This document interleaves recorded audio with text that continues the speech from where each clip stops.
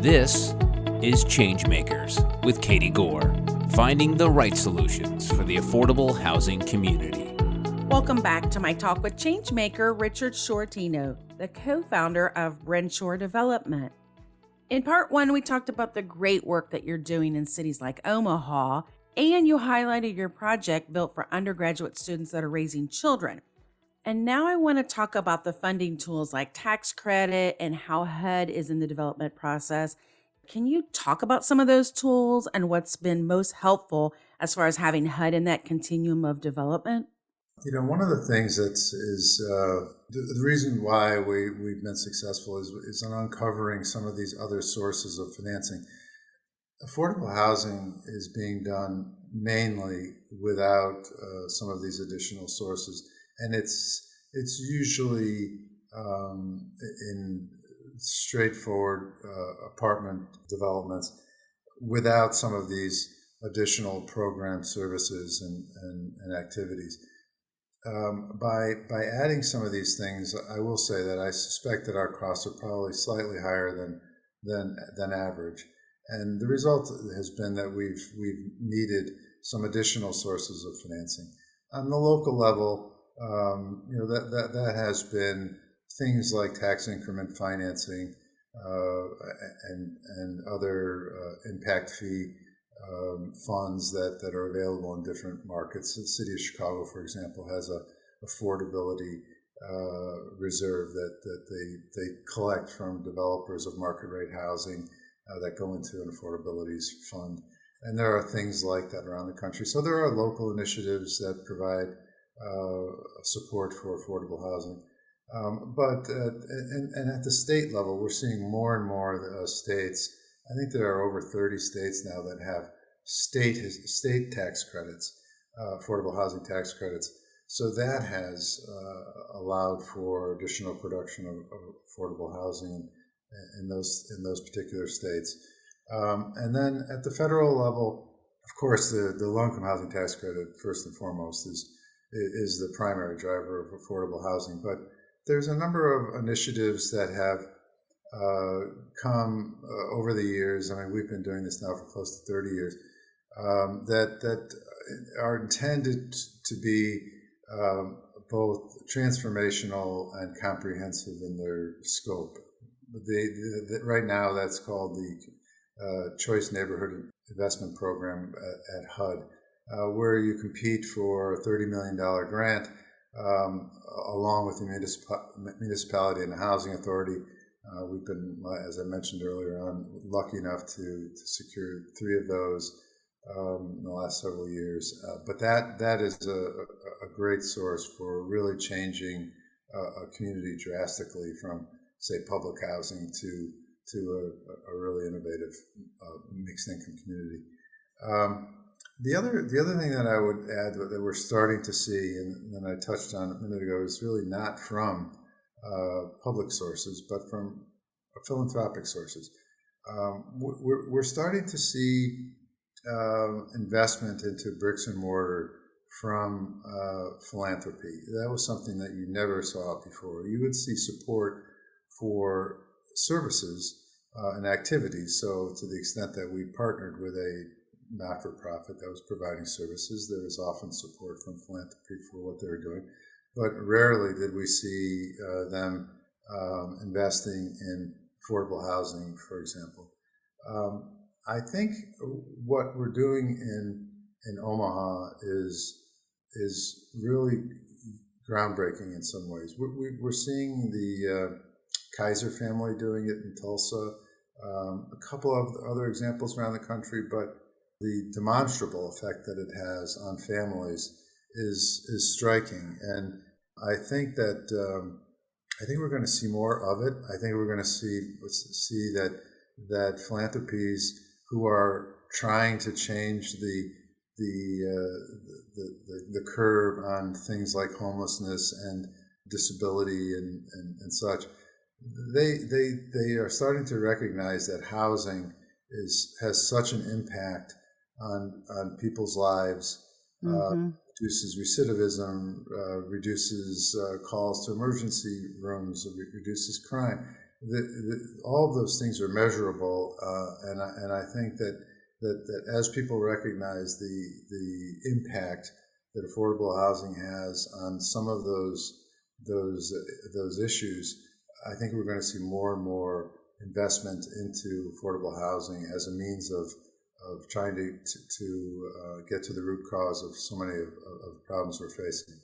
Well, I know the affordable housing community will definitely welcome that accelerated involvement. And, I think back in the day, there used to be the grant applications where it was just a gratuitous check mark that you would say, have you partnered with, local foundations or national foundations? And you may get a couple extra points or a little bit of a mention. But as you've described it, it seems like they are a larger player, but they're invested in the life changes of the person, not just in the construction of what's happening on that particular development.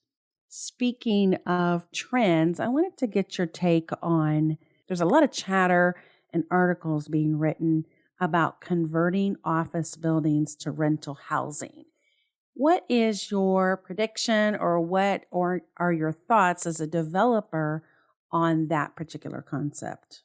I love that idea. We have thought of it, and we're trying to find it. So the other thing that adds to it, it's not just that it appears that given the trend towards working from home, that there'll be less demand for real estate. I'm not sure that the verdict is out on that just yet, but let's assume that does have some impact, and that there are trickles down to the less competitive office buildings, find that they can no longer compete with less demand, and maybe there's opportunities for adaptive reuse. The interesting thing is that many of these buildings that might have this issue are probably older, and they also might qualify as a result for historic tax credits, which is a source of financing that could layer in and provide a different way to finance these affordable housing projects. So I do believe, sort of as an idea, that it has some value. We're looking around. We're not seeing the supply yet. So this all happened so quickly. I imagine that the buildings that have tenants they probably still have leases. So maybe it just hasn't trickled down yet to the point where the buildings themselves, the owners, landlords, just aren't stressed enough to begin considering other uses for the buildings. But I do believe that there's a future there and they're usually in places that are well located for affordable housing. They're built in places that serve the businesses, which are often places that we want to provide affordable housing because they're close to jobs and so on and so forth. You serve on the board of advisors for LISC Chicago, and as a chairman of, many boards that are helping there in Chicago, both organizations that you have worked on, whether it's All Chicago or LISC Chicago, or they're making significant impact. And, when you think about pairing the demand for affordable housing, and, let's talk about Chicago in particular here, with the potential of supply from these office buildings, I'm sure that you're probably just sitting there saying, there's numbers, volumes of people needing housing. There possibly can be a supply if, offices become available or, people keep working from home. So how do you think the merging of these two concepts here of this supply and demand, how do you think that's going to happen? Are you guys at LISC and so forth having these kinds of conversations? Or, is this the natural progression of what happens, in a city as complex as Chicago? And, I've thrown out a bunch here in that question, but Yeah. I'm trying to just think here, how does this happen? How do you guys solution design, in a city as complex as Chicago, with what might be happening? So maybe give us some insight there. To be honest with you, I wasn't sure if anybody else was thinking about it, Katie, so I'm glad that you've at least been thinking about it.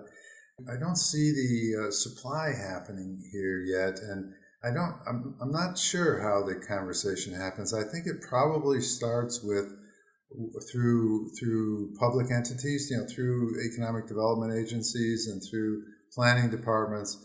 They're very likely to be the first ones to see that there are some stress points with their office markets, and maybe they begin to consider how they would approach a rezoning of a property like that. Whether that is something that they could support, not just politically, but from a planning standpoint, that we're not developing affordable housing in an isolated fashion. That there's some thoughtfulness around how to plan around it.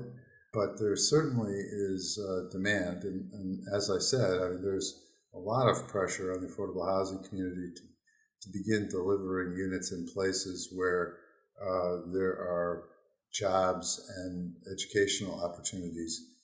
So, like as I mentioned, these office buildings they're naturally located in those types of places, and so I think they offer a really interesting way to deliver what the policymakers are trying to achieve. Maybe the conversation happens even within the state finance agencies. I haven't heard anything about this as a concept at any of the conferences that speak to these types of issues. So maybe just the idea of it is has to start flowing through the community in some form, and people will keep their eye out for opportunities where there may be a distressed office building that could be considered for housing instead. One another big challenge is for affordable housing, you're going to have to be first in line to have some of those conversations. Otherwise, they're going to be gobbled up for regular market rent. And I think that's some of the tension here, is to make sure that you're at least having a chance to be at the table for the conversations and first in line to even be considered, when a potential transition does happen. So, I'm just thinking, LISC Chicago is probably well poised to at least be at the table with, some of the state agencies and, some of the other entities. So hopefully you guys can, as an organization there, wedge your way in for sure to the conversation. It's a great idea. And Katie, I promise you at the next board meeting, I'm going to bring it up. Thank you. Well, what else is happening with LISC Chicago? What other initiatives you guys have going? And do you want to give us a glimpse of what's going on there? Yeah, I think the big initiative that we initiated and are supporting is what's turned into something that the city of Chicago has converted into Invest Southwest. And it's always been, and there have been through the years programs that have been intentional in their focus. So years back, I could recall a program where the city identified resources in a very focused area where they would try and build a library and also funnel some affordable housing funds and whatever resources that they had available. They would focus on a specific neighborhood in Chicago and really try and make a difference by funneling resources into a very concentrated way.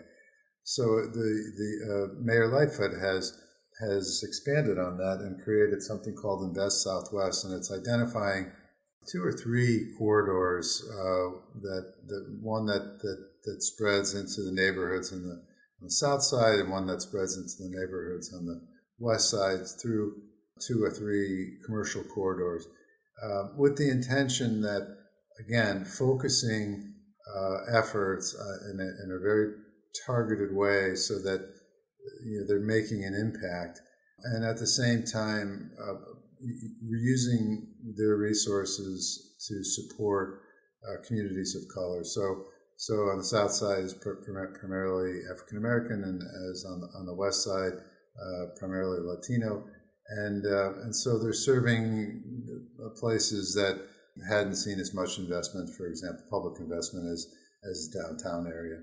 LISC has been helping out. They're supporting by providing, in the same way, focusing their efforts both in providing financial services, but also in identifying other investors. So I know Chase has stepped up in a big way and made a large commitment, and others.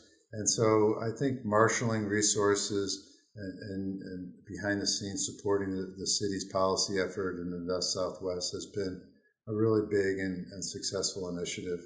But in addition to that, we've been involved with really supporting a community-led organizing efforts in 26 or 27 communities in Chicago, providing support for the planning effort itself, and then once the plan is in place, working with these communities to implement the plans. We've added 2 or 3 communities in the last 2 or 3 years, and it's been really effective. It's been a way for communities to coalesce around ideas and advocate for